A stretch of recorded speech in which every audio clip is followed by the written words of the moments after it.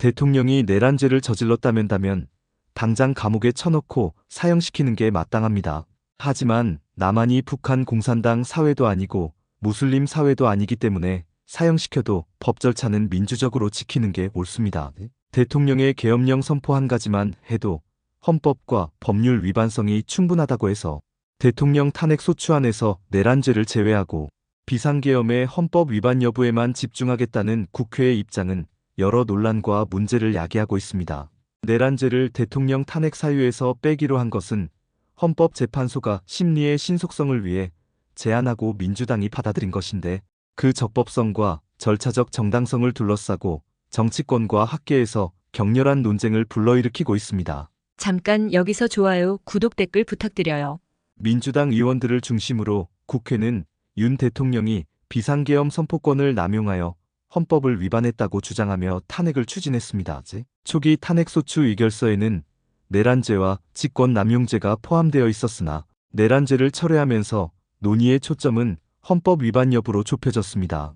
국회 측 대리인단은 내란죄 여부는 형사법정에서 다루어질 사안이며 헌법 위반 사실관계에 집중해 탄핵 심판을 진행하겠다고 밝혔습니다. 그러나 이를 두고 법조계와 정치권에서는 탄핵소추 절차의 적법성 논란이 제기되고 있습니다. 법에는 탄핵 사유 철회에 관한 명확한 규정이 없습니다. 그러나 국민의힘은 탄핵 사유를 변경하려면 국회의 새로운 의결 절차를 거쳐야 한다며 국회의 결정이 절차적으로 위법하다고 주장했습니다. 일부 헌법학자들은 탄핵소추 사유에서 내란죄를 제외하는 것은 국회의원들의 초기 의사결정 전제를 뒤흔드는 행위라며 탄핵소추안 자체가 무효가 될 수 있다고 지적했습니다. 이호선 국민대 법과대학장은 내란죄 철회는 탄핵소추 절차를 다시 밟아야 할 사안이며 이를 무시하는 것은 소추 사기에 해당한다고 비판했습니다. 이와 함께 국회의 이러한 결정이 탄핵 절차의 공정성과 신뢰도를 훼손할 가능성에 대한 우려도 제기되고 있습니다. 예컨대 헌법학자 김정우 교수는 내란죄와 헌법 위반은 본질적으로 다른 법적 판단을 요구하는 사안인데 이를 임의로 조정하는 것은 절차적 정의에 반한다고 지적했습니다. 반면 민주당 측은 헌법재판소의 권한 범위 내에서 심판 대상을 조정하는 것이며 법리적으로 문제가 없다고 반박하고 있습니다. 탄핵소추안에서 내란죄를 제외한 국회의 결정은 여야 간 정치적 갈등을 더욱 심화시켰습니다.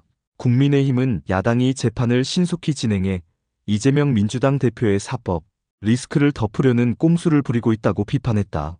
윤 대통령 측 대리인단은 내란죄를 제외하면 비상계엄 선포는 대통령의 통치행위로 탄핵의 사유가 성립하지 않는다며 강하게 반발했습니다.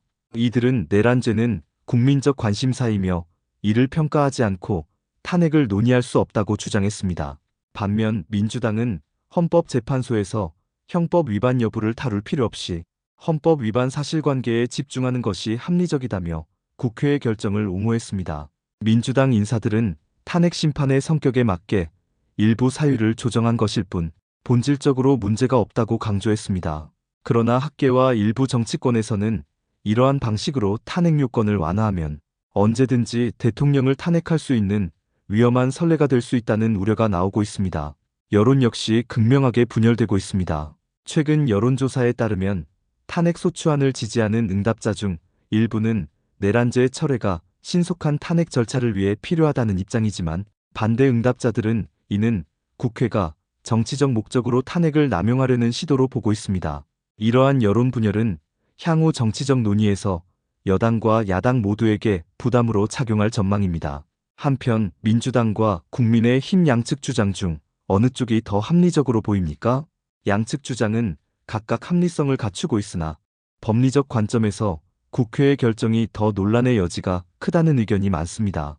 국민의힘 측의 주장은 탄핵소추 절차의 적법성을 강조하며 탄핵 사유 변경은 국회의 의결을 다시 받아야 한다는 입장으로 헌법적 원칙과 절차적 정의를 강조합니다.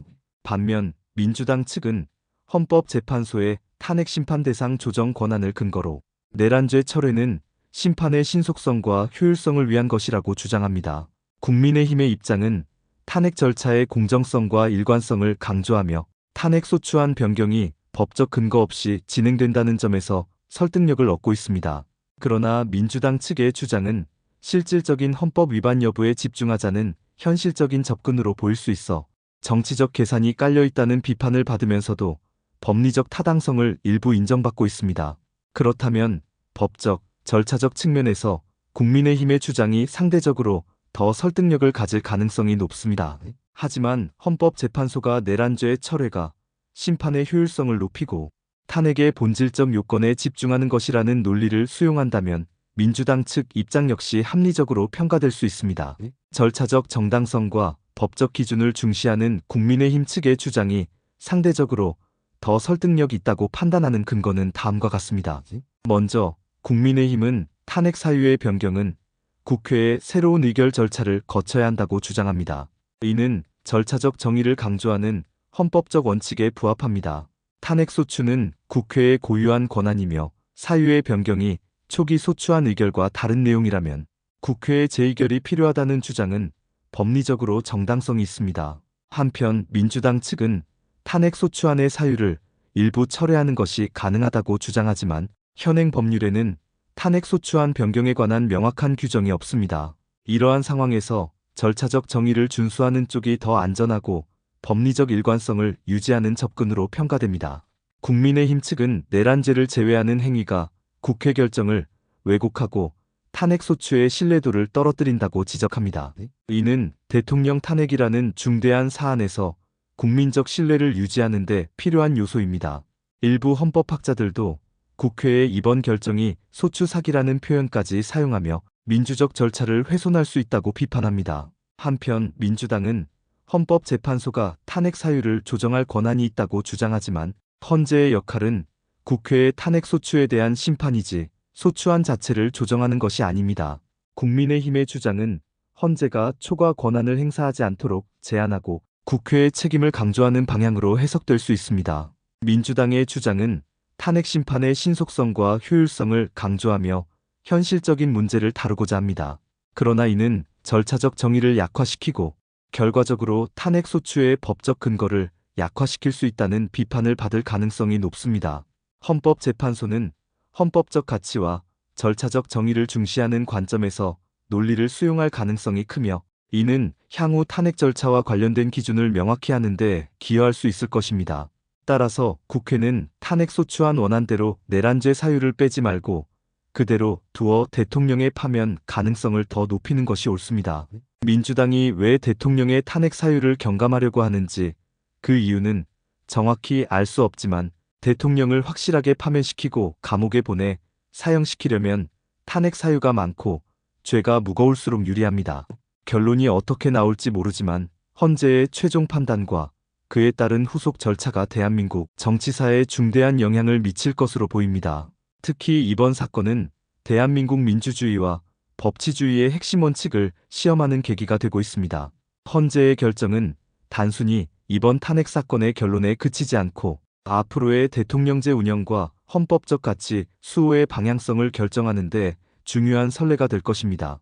이에 따라 여야 정치권과 국민은 헌재의 판결을 주목하며 그 결과가 가져올 파장에 대비할 필요가 있습니다. 감사합니다. 좋아요, 구독, 댓글 부탁드려요.